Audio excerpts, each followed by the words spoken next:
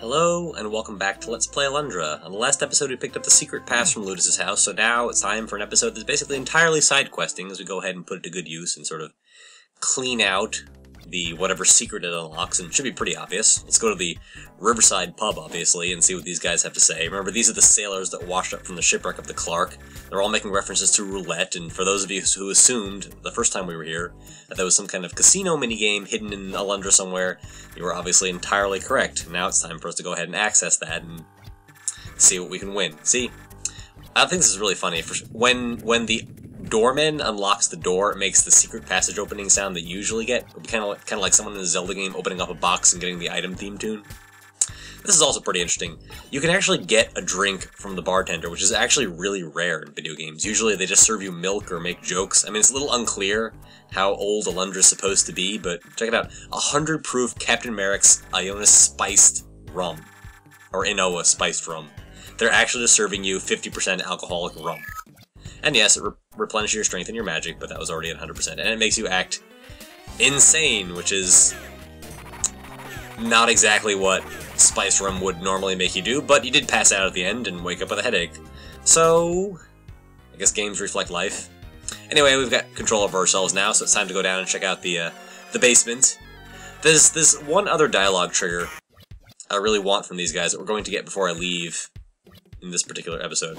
But for some reason I couldn't get it to work while I was up here the first time around.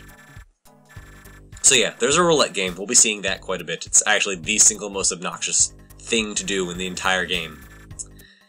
Getting old. Herbal laxative roulette. Thank you. Moving on. I don't ever want to talk to you again. Alright. First game, first minigame. There are 3 doors and 3 minigames, and we've got to clear all of them at least once. Adrenaline, BO, yeah, whatever. Witty dialogue, masculine craving for violence, come on, can we just get on with the game, please? I don't care about the effort that you put into shoving jokes into the dialogue here. Alright. So this is the first minigame for this casino, so to speak. We're betting 30 Gilder as the entrance fee, and we're supposed to kill a certain number of slimes in round 1. Now, for those of you who watch the Dual Hearts LP, you know that in the various amusement parks, you know, in minigames, the number of iterations is absolutely ridiculous. In order to get all the prizes from a Dual Hearts minigame, you had to clear it 4 times, usually beating your high score each individual time, and Alundra is no different. Each of these games have to be cleared in 5 rounds. They get marginally more difficult each time in most cases. Basically, we'll just be sitting here for a while. That was round 1, nothing particularly challenging. The slimes show up, you kill them. Generally, you want to stay in the center because, you know, your sword has an arc, so you can hit a couple at a time if you're properly positioned. The most obnoxious thing is you can take damage, and you can actually die in the middle of the slime ring. I don't know why that was implemented. It doesn't really make any sense. This is a minigame. It's supposed to be for leisure. I don't know why you can actually get a game over here. There's also that. This happens a lot once you start getting to the later rounds in this game, where one slime will show up in a corner, and it'll basically be a decoy for 3 more that are going to show up on the other side of the squared circle, so to speak. It's not really that big of a deal, though. Even if you fall for it, if you're properly positioned in the center, you should really never have a problem. Yeah, the slimes also appear in greater frequency as the games move on, so really no matter what you do, you should always, as long as you're relatively alert, be able to clear whatever the goal was for that particular round pretty easily. This is also basically the only thing money is used for after you picked up the 2 life vessels from the shops and the leather armor. And quite frankly, you can win quite a lot more Gilder here than you'll ever use, even if you are specifically going for the casino prizes. Notice I'm at 900, just close to 900 Gilder, just from adventuring after buying all the necessary items from the shops. You know, we're going to get quite a lot from winning all these minigames. It only costs 30 to enter. This is round 3. The prize for winning round 3 is going to be 120, and it doubles every round. See, 32 points. Not even close to falling under the lower bound. Alright, round 4. I'm all the way down to 11 life, which is a little worrying, I have to say. I did, when I was recording this the first time, become sort of legitimately concerned that I might actually die. But I guess sort of prorating my loss of life based on my total life, you know, and how many rounds I had left before I can finish the minigame, cease to be worried about it by the end. Again, staying in the center is one of the best places to be because the really big swaths of slimes, like those 2, the ones that appear 3 on each side and the decoy one, don't have a slime that ever appears in the center. So as long as you don't walk into one of the walls of slimes, you shouldn't really take any damage once you get to the later rounds of the game. Alright, that's 4 down, 1 more round to go. This was definitely an area of the game where it really helped to be playing on an emulator to be able to use save states, but to be quite frank, this is by far the easiest of the 3 minigames we're going to play here, and I was able to record this on the first try without any real trouble. So that was nice. I guess just as a measuring stick, that this is in fact the simplest of the 3 minigames to win. The roulette minigame is so obnoxious that I didn't actually ever clear it when I played the game on the PlayStation back when I was younger, the first time around. And so this is actually, in completing 100% this particular playthrough of the game, this will be the first time I actually do that particular side quest. Alright, that's 5 rounds, and he is super excited that nobody apparently ever made it this far, which, I mean, really shouldn't be that large of a sample size, because I'm assuming they only opened this place when the pirates were shipwrecked here, or I should say when the Clark's shipmates were shipwrecked here in the first place, because, I mean, I thought the pub was closed when we first got here. Anyway, for doing all that, we get a life vessel, and now we can move on with our lives and try the second minigame. That gives us 26 in total. Let's go here. Let's knock this one out of the park. I mean, I did this for personal reasons, because I assumed this would be incredibly painful to do. The Wheel of Fortune, the roulette game. The Wheel of Morality. Turn, turn, turn. No, I don't want to hear the rules. Why would I want to hear the rules? I already know them, and I will explain them to the viewer. Alright, this one only costs 5 gilded to play because it's obnoxious and you'll be playing it 8 billion times over the course of the actual game itself. So yeah, that was my first cut for a save state because I got it wrong the first time. Basically, wherever the roulette wheel stops, you're supposed to bet on a color, but the pattern is typically, okay, the wheel will always stop between 6 and 10 spaces from where it starts, so you can sort of massage your odds a little bit by being aware of that fact. There are certain swaths of the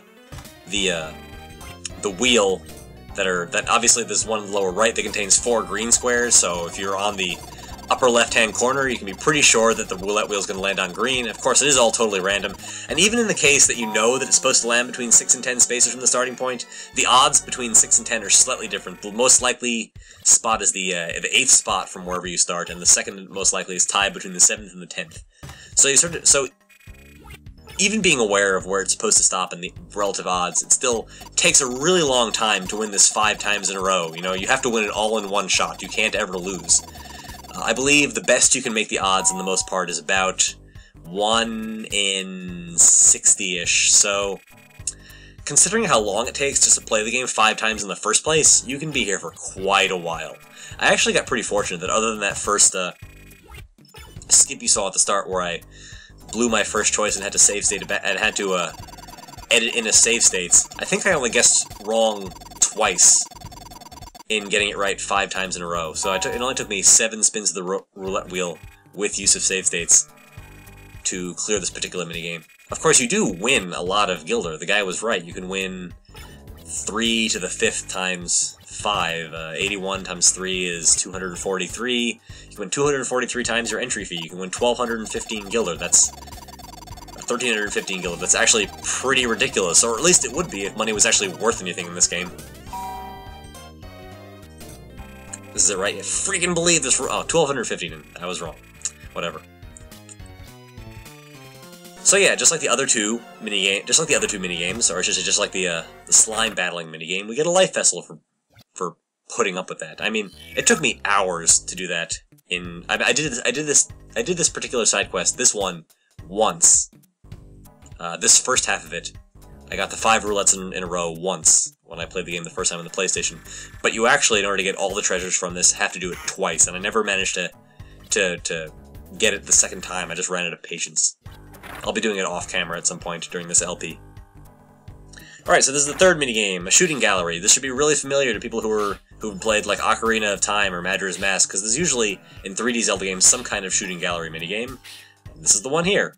We're just gonna kill a bunch of slimes. The first round. This is the only minigame that actually gets sort of noticeably more difficult as you go up the ranks. Occasionally the slimes will be floating a bit above the ground, so you have to jump to hit them. There's actually one particular slime that I don't believe we see in this first round. Okay, yeah, that one right there, that one that I just missed, is actually one of the closer slimes, but also in the air, and it's actually very difficult to tell the difference between that one and the one that's normally on the ground in the back, which is, again, just like everything else in this game, impossible to tell the difference. You know, between different things at differing heights. But as the game went on, I think I got the hang of the subtle difference a little bit better. Anyway, round 2, now we have this rock in the way, and our number of slimes we have to kill goes slightly up. But again, not terribly difficult, as long as you're paying attention. Again, generally speaking, what you want to do in minigames of this type is to stand in the center and wait for the slimes to come to you, but now that we've got the rock in the way, I guess you can stand to move around a little bit more. There's no penalty for hitting the rock. There actually is, at one point, sort of an obstacle that will penalize you negative points, as you sort of expect from a minigame of this type, but it's not going to come up until round 4, I believe. So anyway, yeah, just to sort of prepare the spoiler, like I said, after you win all these minigames once and pick... Yeah, the rocket's a little faster here. After you win all these minigames once and pick up the life vessel, you have to do it again for a Gilded Falcon. And I did not do that in this particular episode, or at any point in recording, sort of after this episode is filmed yet. But obviously I will be doing that at some point, just in terms of completing this game 100%. Obviously, having done this once already, the games don't change the second time around.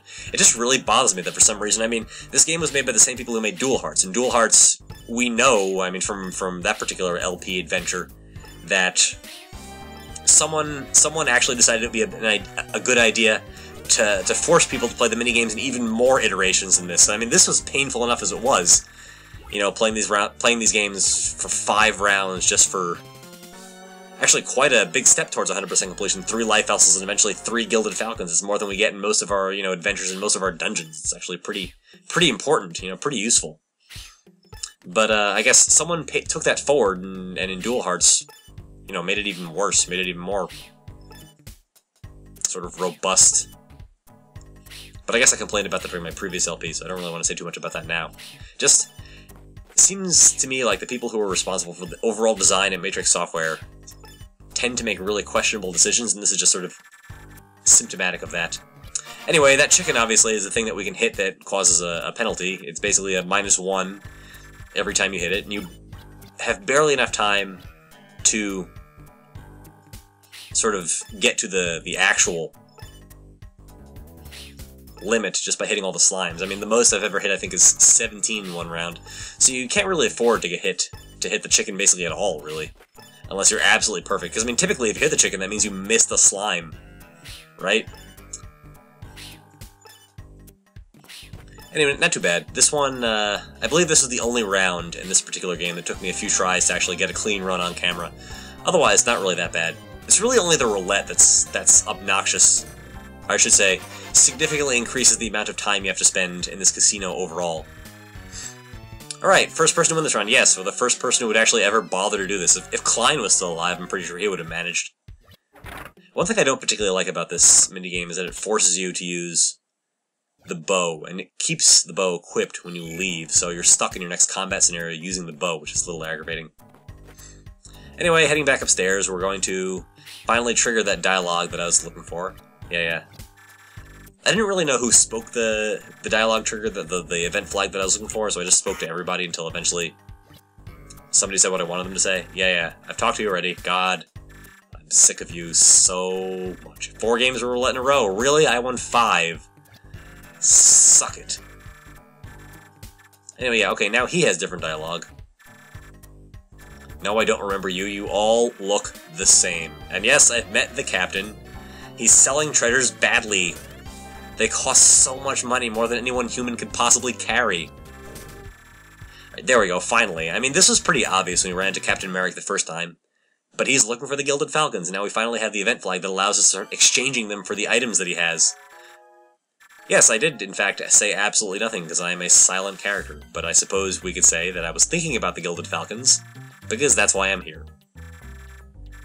And, of course, we've got exactly 20 of them, which is part of the reason why I went out of my way to make sure that most of the time, if possible, I had an even multiple of 5, because, as you can imagine, for side quests, multiples of 5 are what gets you a reward. We're at 20 right now, so we can get the first 2 rewards. First one, for 15, is this life vessel, so that's 4 life vessels we got in one episode. That's actually pretty good for us. And yes, there are more that we get. We get them at odd multiples of 5, and we get the other treasures at even multiples of 5. At 20, we get the Olga's ring, as he puts it. which is actually really useful. It's a great default item. It increases your power. Now that we've done that, we can just return to Anoa Village and proceed with the plot. So, Septimus had told us that he wants us to go to speak to Maya to get a vague idea of what our... because she was spreading a rumor that Chancellor Ronan was worshipping Melzus, which is pretty ridiculous. I mean, Melzus is the exact opposite of God, and Chancellor Ronan is a man of God, theoretically, whatever God is in this particular universe. But let's go say hi to her anyway and see what the deal is. And hopefully get our next objective that we'll be covering in the next episode. Otherwise, this LP will be pretty boring. Yes, I spoke to Septimus. He's the only person who talks to me reasonably around here anymore. Doesn't make stupid pop culture jokes. Alright. There's our goal. Let's talk to you. Yeah, she's pissed off at us because we, allowed her daughter to die. I think it's perfectly reasonable. Anyway, that is in fact our next objective. We're going to meet Chancellor Ronan at the Sanctuary. So let's go meet Septimus there, as soon as I finish cutting my quota of grass. And I will see you in our next dungeon, on the next episode of Let's Play Alundra. I will see you then.